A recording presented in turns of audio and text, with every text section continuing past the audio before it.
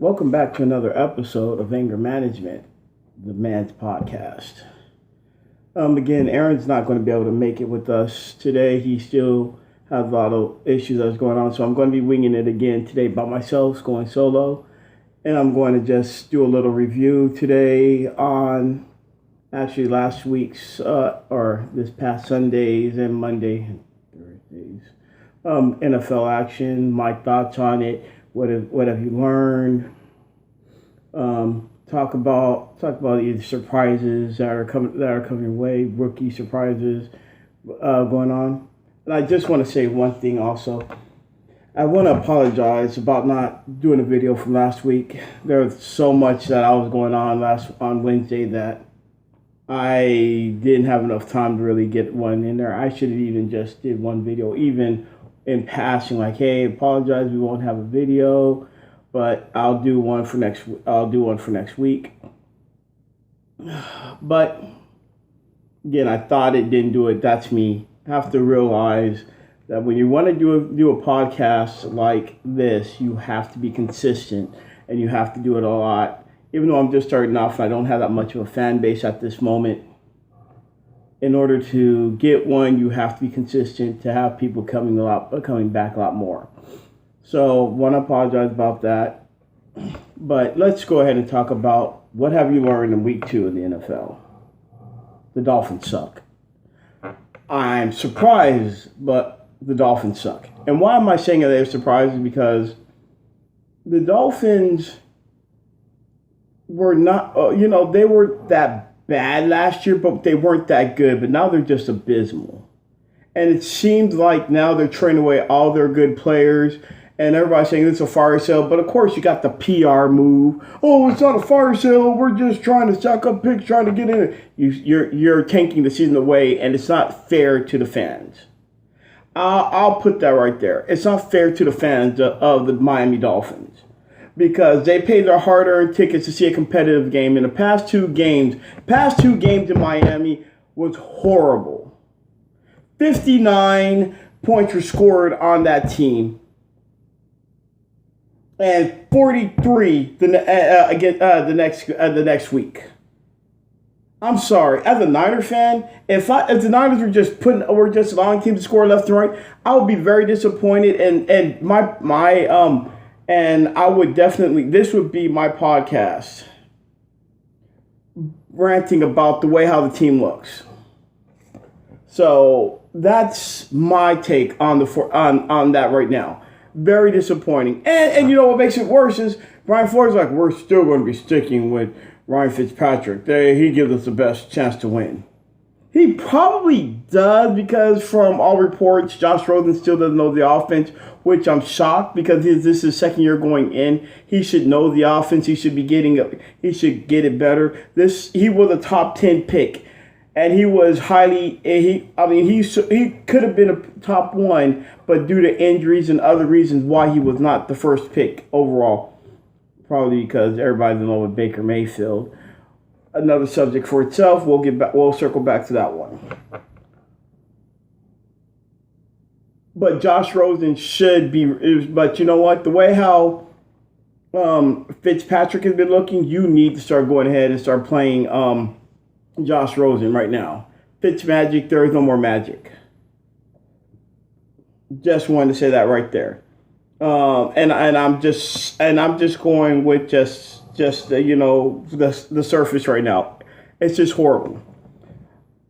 The Dallas Cowboys, let's just say right now, they're 2-0, and I've said this. Yeah, they're beating up on teams that they're supposed to beat up. Let's see them do that against a contender. I'm going to stand by that. I'm going to stand by it because, you can beat up anybody on God's green earth. A bully can sit up and beat up on anybody until you go up against somebody who's in your weight class. And when you're in your weight class, that's when you know what you're about. But again, they did what they're supposed to do up against lower tier teams. The Giants, who are horrible, and then we got to go with, and then you're going with the Redskins. So I will honestly say that The Dallas Cowboys are doing what they need to do. They're looking strong. They're beating up on teams that they're supposed to. Dak Prescott is throwing the ball way better than he did last year.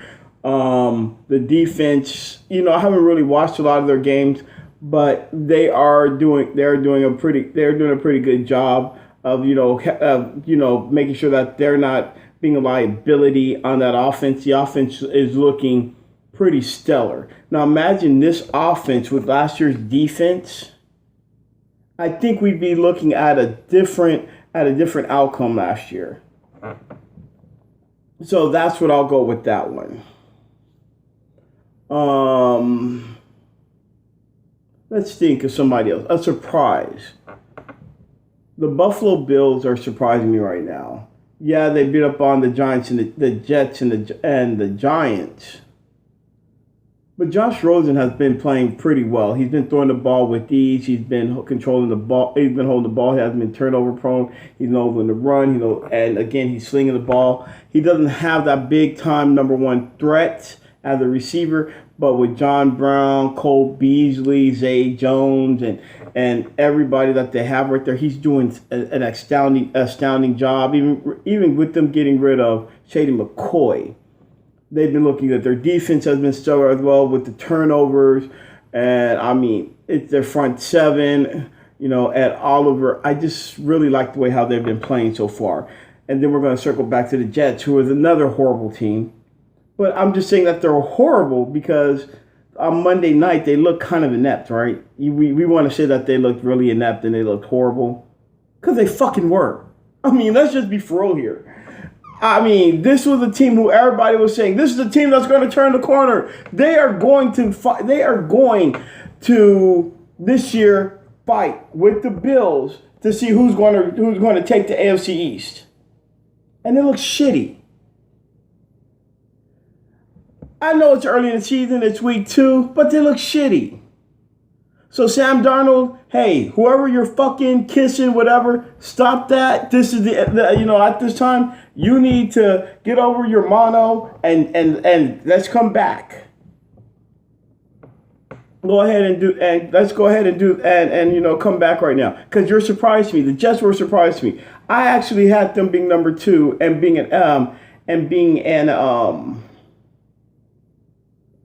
a wild card. The Bills were going to fight for it, but they were going to lose out in the end because again, the Jets were because I had the Jets making the wild card. Another surprise, and I think everybody can agree with me. This was a surprise, and that's Lamar Jackson. Lamar Jackson throwing the ball with ease. Oh my God. I did not expect him to be throwing the ball like that. I thought it was going to be a running team. He was going to be like how Colin Kaepernick was. Just, throw the ball with need be. He could throw the ball with whatever. But it was always going to be about about their running game. This man is flinging the ball all over the place. He's dropping dimes. Over there, hitting deep passes. He's going underneath. It's like he went to quarterback camp and he just learned how to throw the ball. Because if I recall, at Louisville, he could throw. He just didn't know how to throw the ball that well. He can throw it, but he wasn't really accurate. I watched games where he was missing underneath targets. Yeah, you're playing with in college you're playing with better certain athletes who are faster. And whatnot, you're just throw the ball deep, and your athlete will be better, faster than their athlete. But he is looking really good out there. I'm surprised, and I can't knock that. Baltimore is 2-0. The offense is looking good. Their defense is a compliment. I don't think that this year that they'll probably, and I'm going to book this one. Baltimore is not going to make the playoffs. They'll probably win the division because the division fucking sucks. And why do I say the division sucks right now? Let's go ahead and just put it like this. Pittsburgh, you lost pretty much everybody.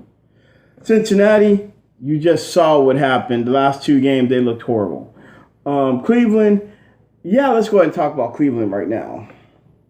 Cleveland was supposed to be that team that was going to start scaring everybody. They beat the Jets, and if you want to tip your hat to being like, yeah, they beat the Jets, so they're on their way, they're going to be a Super Bowl. No, just like the Dallas Cowboys, you got to beat a team like the Jets. You have to beat a team like the Jets. The thing is that what disappointed me is that the Browns should have it should have been over with by the first half, by the end of the first half. They should have put them away. Instead, it was like one of those boring games you got to scratch and claw to be able to make those points. That's not what you're supposed to do. You won the game. Congratulations. Yes, you did. But when you're playing against a team like the Jets, whose offense is horrible, you've got to find a way how to put these fools away early. Take their heart away, and they scratch and claw. Now, a lot of people say, well, the Jets have a good defense. They do. I'm not going to lie. C.J. Mosley was out, but they have a good secondary. They have a good front seven. I mean, you're right.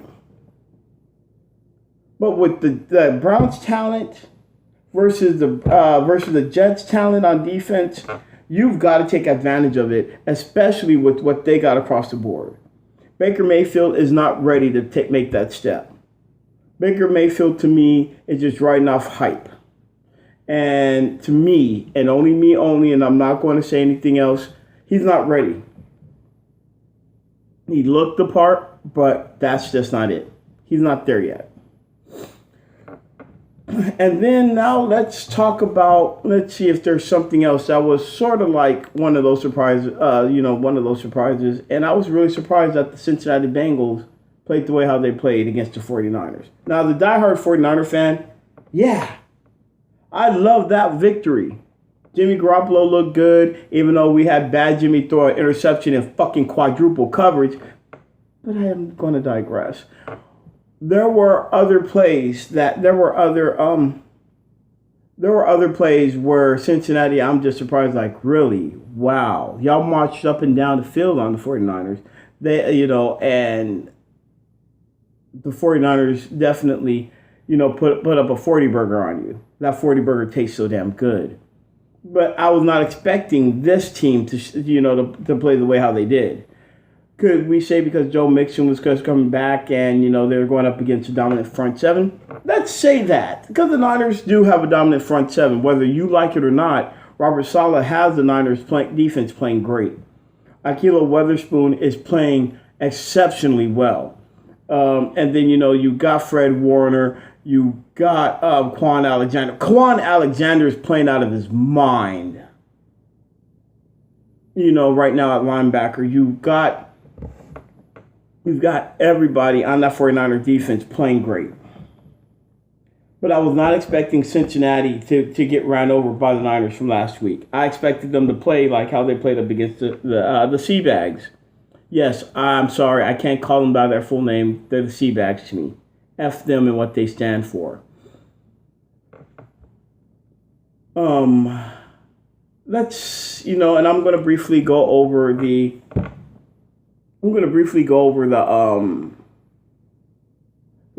Texans and the Jaguars game.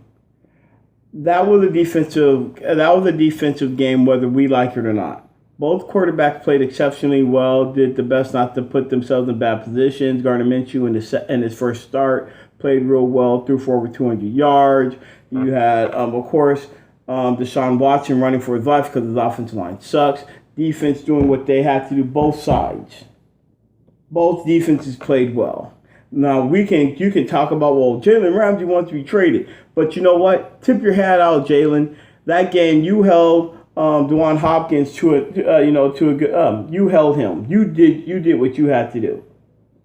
The defenses played well. It's just the fact that the Texans made a key defensive play down the stretch. Now you can learn from it.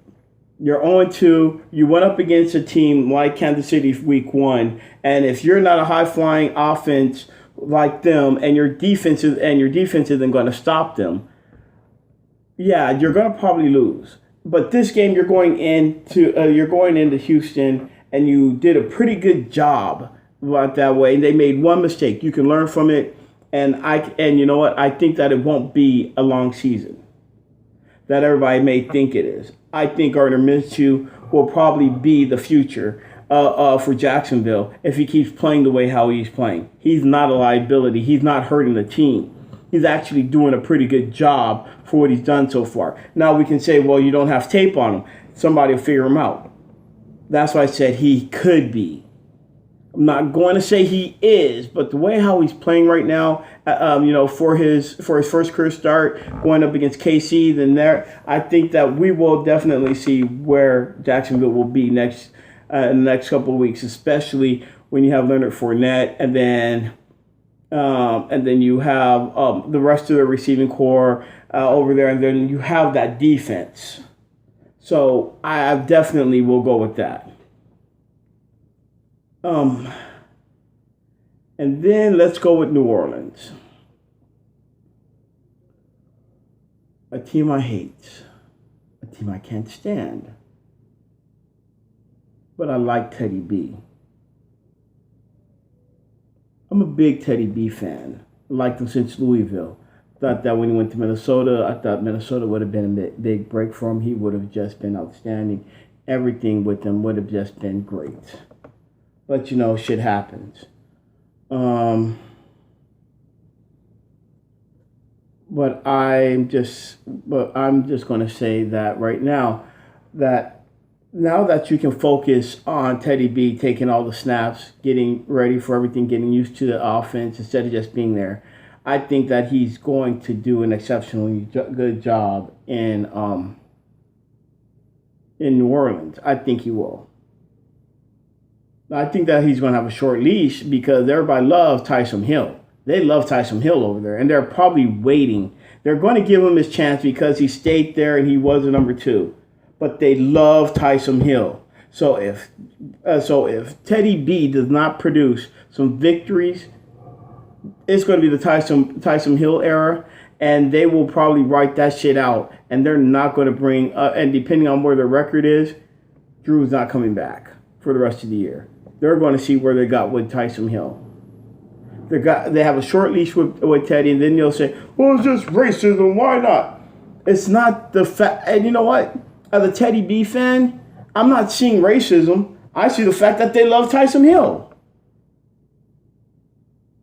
I see the fact that they love Taysom Hill, and they see a diamond in the rough. If you have somebody like him on your roster, you want to see if he is that guy. You can't see that if he's sitting behind Teddy B.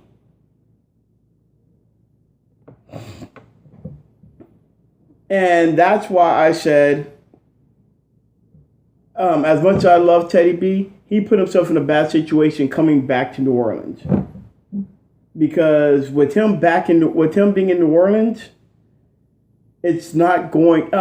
They're probably just waiting. Okay, if you're not playing well, we want to play Taysom Hill, and that will be their guy moving forward. If he plays well, they're probably going to be like, hey, Drew, we like you. We want you to come back. But if you do, just like what happened with Joe Montana and Steve Young, you're not going to. Taysom is going to be our guy moving forward. Drew's not going to want to. He's going to be 44. He's going to be going on 41. He's going to be like, F that. I'm not sitting. So what are you going to do? Well, I'll tell you what. You can then you can be a free agent. Drew, you know what? You can sling the ball, but if that happens, just retire. Okay. Now, that's, I'm just briefly going over a lot of things real quick, because a lot of my arguments I want to say over the case has to go with, my partner, but he's not here. So I'm just briefly going over some things, and this time I'm not going to talk about the Niners as much as I want to. So that's one thing that I will say about that. Next thing I want to do is I want to talk about week 3, and I want to talk about the matchups coming up for week 3, who's going to win, and how that's going to go. So let's go ahead and talk about certain games right now. and let's talk about certain the games that are coming up. This coming up week. So, and my thought on that. Okay. Okay. Sorry about that. As you can tell, probably a little edit right now, but no, I had to change everything because I had to charge my tablet. That's one thing I want to just let be known. At this moment, I have to until I'm currently buying a house.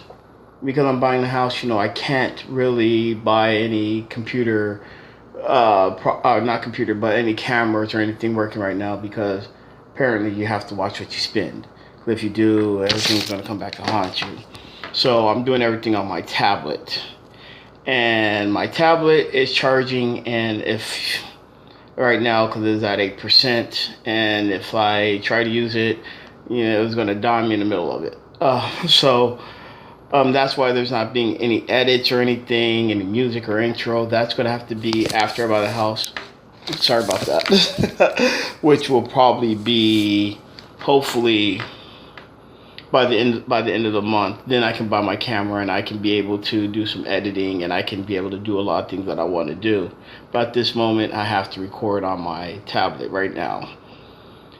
So, apologize about that. And as you know how it looks and everything, may not be all the greatest thing, but eventually everything's going to be great. After I buy the house also, I'm going to set up an area where I can be able to start recording. I'm probably going to use the garage for this right now, and I'm going to get everything together. Okay, so let's go ahead and talk about week 3, my predictions, and about that. Now I will say this right now, I don't do this over and under crap. The reason why I don't do over and under, because it's not about being a betting man. I think it's just stupid.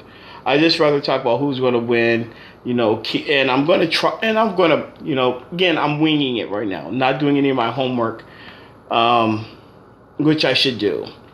But I'm going to basically, try to do a lot of things. So let's start with the first game, which will be tomorrow. This will be the Titans, the Tennessee Titans versus the Jacksonville Jaguars. Okay, this is going to be that gut check game I was just talking about. This is where we're going to definitely see where Jacksonville is at. They're 0-2, but their 0-2 to me is not that horrible 0-2. They're just an 0-2 team. I'm going to say that with this game that they are going to be, they're going to go, unfortunately, they're going to probably go 0-3 this game. But it's not, again, this is going to be probably like the game in Houston. It's going to come down to it. Now, I'm not saying the AFC South sucks. No. That's the AFC North. But I am saying that it's going to be a really tough game. Both defenses are going to come to play. Marcus Mariota is going to make enough plays, and barring he doesn't get hurt like on cue, the thing that's going to be the running game. Derrick Henry is definitely going to take over that game. Both defenses are going to play their part. It's not going. I don't see a shootout, but I definitely see a very good defensive defensive game, and I do see